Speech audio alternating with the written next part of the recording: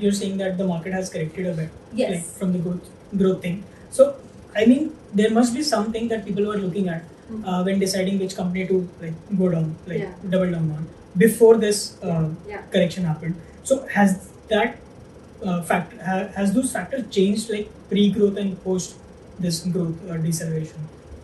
Like the kind of things you are looking in a startup or in the founders, because it's kind of an early stage, right? So has that equation changed? Yes, I think it has, because there was a buoyancy in the market which was very palpable, right? Everyone was very happy. Right? Too good to be true. Yeah, so in that situation, right, it's like when you eat something you like and you overeat, that was sort of the case.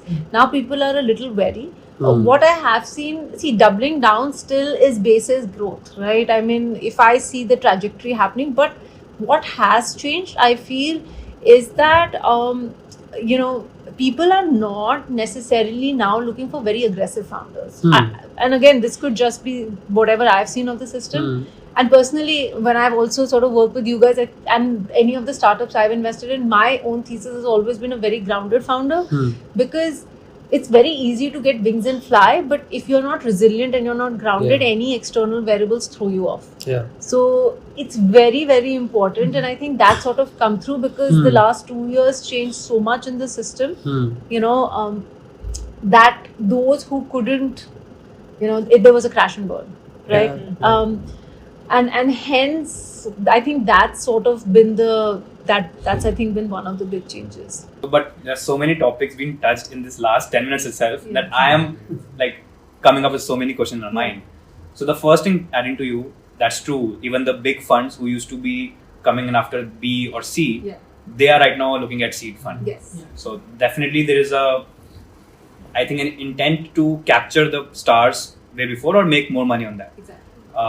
But as you said, that when you look at a company, you're looking at someone who's already either just about to unlock revenue or already has done it. So don't you think at that stage, the options for the entrepreneur also increases? So how will you make yourself relevant as an angel investor in that scenario? Because then he has those big daddies also coming in and who comes with the money for the follow-ups. Money for the follow-ups. How do you fight for the deal flows, right? Because being an angel versus being a VC powerhouse. Like, it's so interesting. It's so interesting you guys asked me this, because just today there was somebody who I had a conversation with. She's more in the designing of vegan leather sort of backspace. We are going into more details, and I just had this discussion. Someone who does not come from a traditional background started a business which is fairly profitable, and the question was, if you want to raise, do you even raise? Do you even dilute your equity? Should you go for debt funding? Do you get a strategic advisor? Do you get an advisor with sweat equity? Do you get an angel advisor? So we literally had a very similar conversation, but it's true. It's a founder's market always. I think any founder who goes in thinking it's not his market is already discounting himself. So never have that thought process. Always think, I have enough and more options. I have to choose. Second part of it, see, of course, VCs, and micro VCs and larger VCs, they're both of them, but they all come with their own skill set and, the force behind them. But I feel if a founder is very sorted, especially if it's at the point where they figured out the playbook, then you want to be very particular about who you're taking on board, because angels will not finagle you that much. They are not going to come back to you with the accountability is much higher when it's an institutional investor. So angels, depending on your equation with them, can be an advisor, can be a friend. That relationship, like we've built it over the time, it's more sort of just very chill, but also very constructive, right? And I feel as an investor, I want to be able to tell whoever my founder is, I always say the disclaimer, this is all my opinion. As a founder, you should discard whatever you think is not relevant. You should, it's not a diktat. But sometimes at a later stage with institutional investors, it does go more towards the guidance being very particular, because they do have their own certain SOPs, right? So if you think you're a founder who is not sure of any processes, then I definitely think going the institutional route is better. So I think it's sort of what works for you. I mean, it's also like if like a VC comes in at a very early stage and the founder hasn't found the product market fit, then that extra pressure would just it will take the founder to the wrong direction and like hyperscale in the wrong direction. Wherever if the pressure is less and the founder has enough money from angel instead of a VC, maybe the lesser pressure will force the founder to have a better product market fit and then go for a higher round or something. That is what I think. And also, one addition to that, like how I see this question is since I've spent some time in EdTech and you also are there. So what I've realized is for a founder to choose a VC or an angel at the pre-seed stage is exactly like taking an EdTech course from an institution or a creator. So individual creators are brands now, right? Individual angel investors are brands. They come with their face value and then they put their reputation on line for every single deal that they do. Whether you take Kunal Shah, Ritesh Malik or anyone, right? So what I've realized is individual brands, the affinity and the relationship and the comfort with individual angels is much more for a pre-seed seed founder as compared to just a thappa, like a brand. Right, hey, I'll raise money from this X micro VC who's just coming up, right? It's an institution. But will he put his reputation on the line for you when things go bad? Interesting, very interesting. So do investors have this thing in mind, whether there's a competition of brand equity as well, that what they bring in? I think that's you want to try and build up, are you trying to build up your own brand in that way? I should be, but I haven't yet. This is the first step. This is the first step. Maybe this is the first step. This is the first step in the right direction. But though I think every founder, every investor is also very different. I have been told by friends who are who mean the best that I downplay whatever I bring to the table. But having said that, I feel, when you, instead of, of course, you have the heavyweights and no comparison to them. But I think within the first 10 minutes, like in a pitch, right? Like whether you want to hear them also or you don't want to hear them. By this time, if you've been a part of the ecosystem, even if you're a founder, you will hear someone else who's a founder in 10 minutes, you will know this person or she or he does not know what they're doing or I want to have a conversation or not. Similarly, with the investor, you will know within the first 10 minutes, is this someone I can consistently collaborate with? Because getting money is not the concern, right? So the second part, am I building? I haven't, but I think now it's sort of getting there. However, there is much to be said about understanding where people are also, having no offense, if you have 200 investments or 100 investment, what time can you give to any of them? Exactly. You cannot. It is your money and it is your face, and after that, that's all. So they as a brand are putting, like you just said, thappa. So it's like a FDA approval. अब उसके बाद आपको कुछ करने की जरूरत नहीं है, वो approval आ गया. But is FDA going to do anything? No.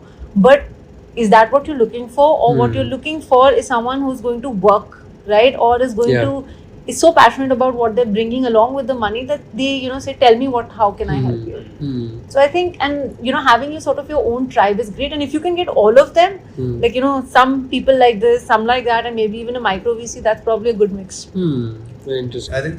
I think customer rounds are like very underrated right now. Like a lot of SaaS companies are right now going after their customers to say that, why don't you fund us? So because in general, when a SaaS company comes in, like I'll give you an example of this company called GoQuick. We have it on our website. Okay, so it's a fast checkout solution, frequent discounting, a lot of good stuff they have done on e-commerce checkout for D2C brands. So they did their like angel round from the founders of their first few clients like Mamaearth, etc.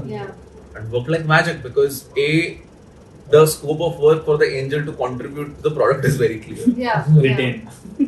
B, like you were mentioning before, the pod revenue is guaranteed for a few months. You can fuck up a little. Yes.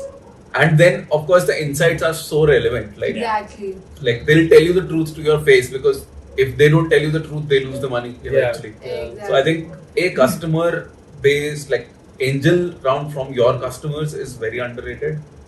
B, I think it's catching up now. It's influencer round. Like, if you are a B2C product or a D2C brand, might as well raise from a few influencers who will get you the early traction of 1,000 users like this. Like you have a mostly sane putting out a post and it just sells out the first 1,000 products. The feedback comes in and you are good to go. You don't get caught up in the the chicken and egg problem. So I think these two, customer round and influencer round.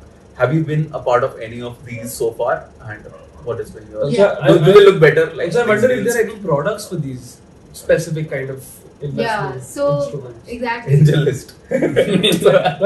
I'm specifically saying customer round. Right? Yeah, but they send out an email explaining that there's a upcoming round. I want to open it up for my customers. Yeah, I get it. But suddenly the customers become co-owners. Yes, they do. Right.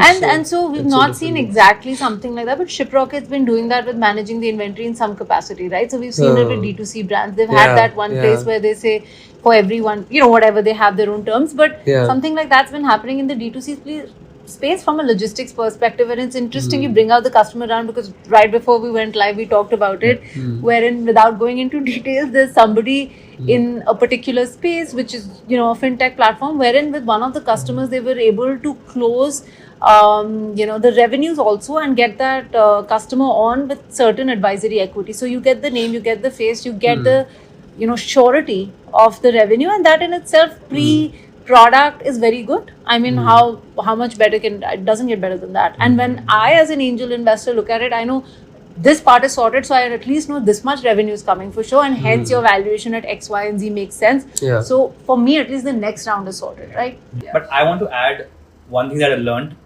about the customer round is that if you get raised funds from a corporate, like of course if an entrepreneur is investing in a personal capacity, it's definitely appreciated. But if a company is coming in at the pre-seed round, it's usually considered as a red flag for the upcoming investors that this company is bound to be acquired someday at definitely a very discounted price. Look like a strategic investment. So in that case, we were of the always opinion, do not entertain a company, entertain an individual. I mean, there are examples on both sides. Yeah. The company Aether has been formed out of a strategic investment. So by a hero, correct. Yeah. So there have been good examples about it. There have been bad examples about it. But I think, if you have to choose a path. I do think if you're going to strategic, then go all in.